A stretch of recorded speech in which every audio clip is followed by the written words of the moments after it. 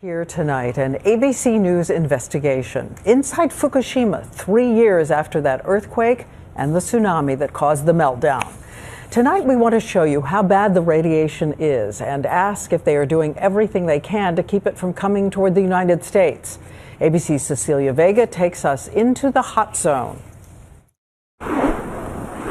This used to be a thriving community of farms and fishing villages until March 11, 2011.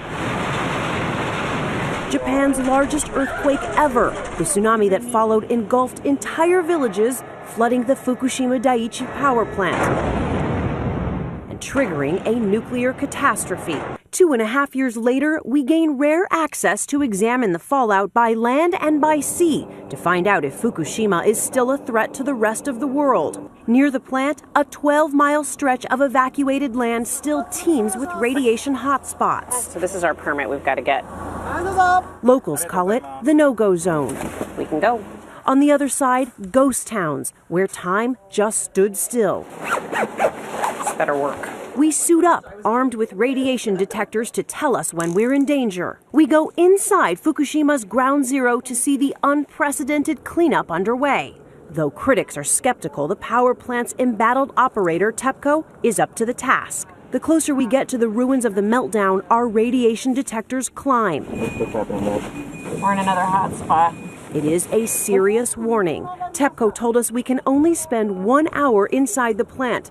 Any more time and we risk harmful radiation exposure. Radiation right here alone, about 2,000 times higher than outside Fukushima. 1,500 highly radioactive fuel rods inside this pool. They've got to move them outside of this reactor into a safer location. It is a vital, some say dangerous first step to shut down this plant, a process that will take 40 years. And here's what TEPCO says it's doing to block the radiation from entering the Pacific. Underneath this concrete, there's a chemical barrier that prevents the water from floating out. These steel tanks right here, another barrier, and that orange buoy over there is a silt fence, another barrier, 3 right here in this area alone to keep contaminated water from going into the ocean. Will you ever know how much contaminated water has made its way from this power plant into that ocean?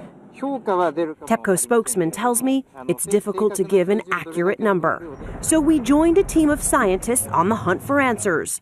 What they say they find? Radiation 1,000 times higher than before the meltdown, though it's still below the legal limit for swimming and drinking. Can the damage that's been done be repaired here, or is it too late? It's not too late, he says, but Japan can't do it alone. We need help from the rest of the world. And they're not alone. We meet oceanographer and radiation expert Ken Bessler in Fukushima, where he's come to examine the fallout. The Japanese government claims radiation is contained in this small harbor outside the plant. But this team of scientists says they measured radiation leaked to Fukushima more than 70 miles away. Trace amounts of radiation have already been detected in bluefin tuna caught near California, though experts say Americans shouldn't worry. Radiation dilutes as fish migrate to the U.S. I think the fear of what's happening outside the local area is a bit exaggerated. For Americans to worry about swimming on our beaches when I can swim here, to eat our fish when not too far from here the fish are safe, I think is overblown. The cleanup goes on, but what about the damage we can't see? Radiation on land and in the ocean that could be Japan's invisible enemy for generations. Cecilia Vega, ABC News, Fukushima, Japan. And by the way, we did check with some leading radiation experts here in the U.S. who tell us so far no tests on the West Coast have shown the levels of the kind of cesium radiation that would implicate radiation from Fukushima. And you can see a lot more of Cecilia Vega's reporting tonight on Nightline.